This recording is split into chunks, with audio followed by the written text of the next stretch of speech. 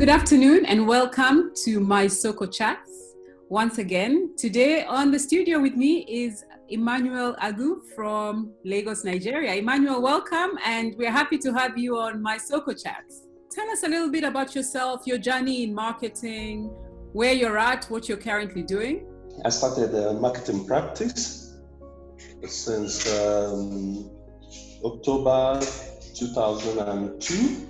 That was my first entry into the marketing profession. I spent 10 years in Guinness, October 2002, and I left Guinness in December 2004. So I left Guinness as a marketing manager and moved to Nigerian Breweries, which is a Heineken subsidiary in Nigeria. Guinness Nigeria is the Diageo subsidiary in Nigeria, and Nigerian Breweries is the Heineken subsidiary. So I moved to Heineken as marketing manager in charge of Leader, Legend, and Life. But within a space of a year, the phenomenal performance that I brought to bear in Heineken caused the expansion of my portfolio from 3 brands to 7 brands. So I managed Buddha, I managed Goldberg, I managed Life, I managed Stout, I managed mainstream lager and stout for Heineken for 5 years and 9 months. One thing that that is very significant about my journey in the marketing industry is that I've been very opportuned by God and by dint of hard work and grace to have worked in some brands. Some were good brands, some were bad brands.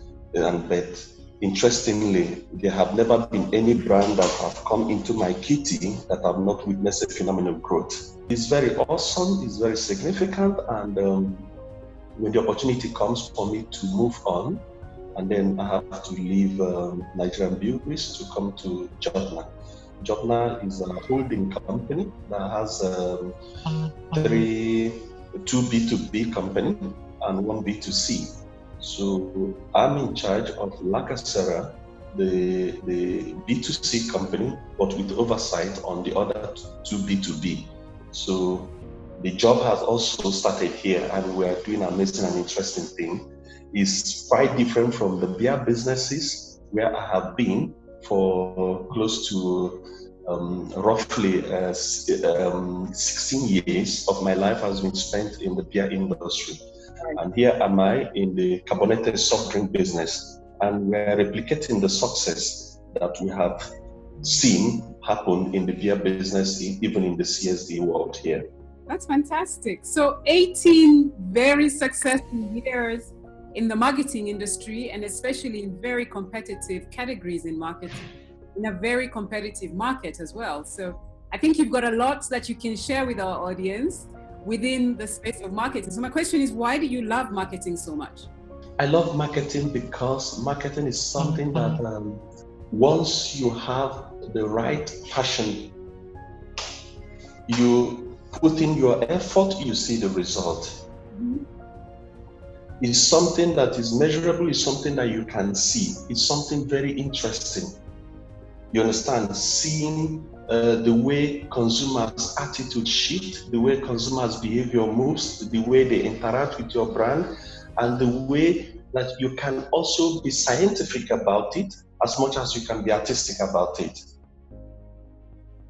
In the marketing book, they will tell you that marketing is neither a science nor an art, or marketing is both science and arts. And then I tell people that marketing is even first science before it becomes art, because you need to understand the insight that drives the consumers before you can even start doing anything.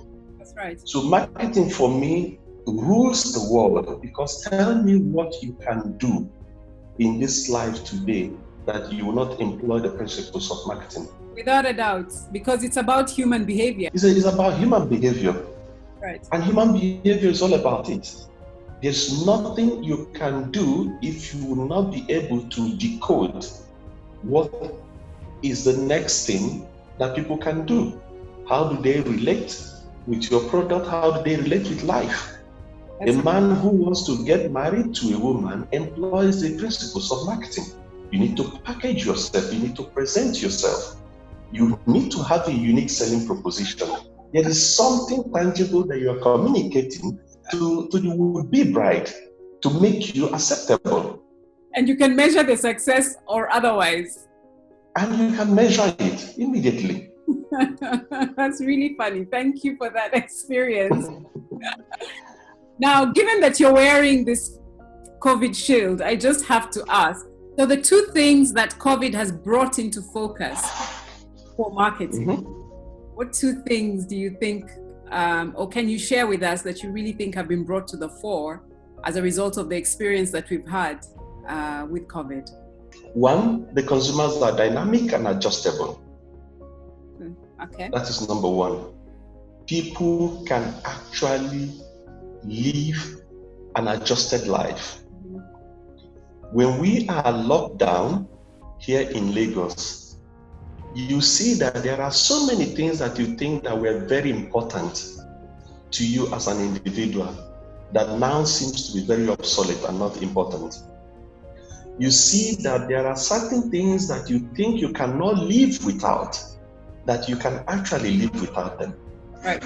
When we're locked down at home, I walk around, I look at my wardrobe, and I see that there are lots of clothes that are there that I have not worn in months because you're not going anywhere. And then I see that there are so many things that we consider so very important to life that are not actually important. With the presence of COVID, life in itself becomes the absolute necessity, becomes what everybody is craving to. Right. The most important craving is how to stay alive. Stay alive. And how to stay alive and well.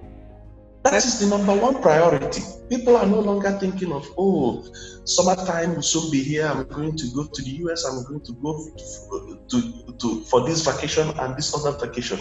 Everybody is interested on how to stay alive. So the major things of life that people crave for and struggle to get becomes immaterial. Then the second one is that COVID has taught us that there are certain things that we think we cannot do that we can actually do. So many people stop going to the barber's shop because they don't know whether they are going to get contacted or get infected with the virus, and people started learning what I call do it yourself.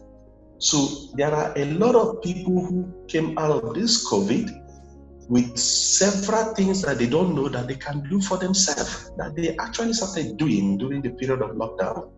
So it shows you, one, the vanity of life, and then again it shows you the adjustability of humans are very adjustable. So the things that you think you can never do, or you don't have the sufficient willpower or capability to do, not when you find yourself in an emergency situation, you see that you can draw strength from within and you can actually overcome.